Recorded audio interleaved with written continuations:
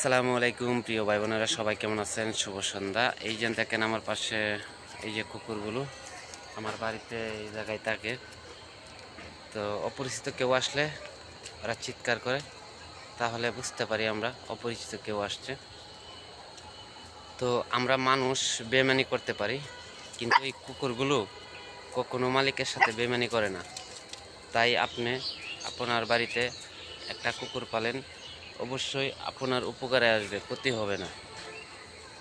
তো অবশ্যই পুষতে হবে এবং তাকে বান্ধায় নিতে হবে, তাহলে আর যাতে কাউকে কামড় দিলেও যাতে ক্ষতি না হয়, সেই চিন্তাটা মাথার ভিতরে রাখবেন। আর এই যে দেখেন, এই যে আমি দেখাইতেছি, এই যে ঠিক আছে, সারাক্ষণ থাকে। তো আমি চাই আপনারাও একটা করে কুকুর পালার চিন্তা ভাবনা নেবেন। এই যে দেখেন, তারা খেলা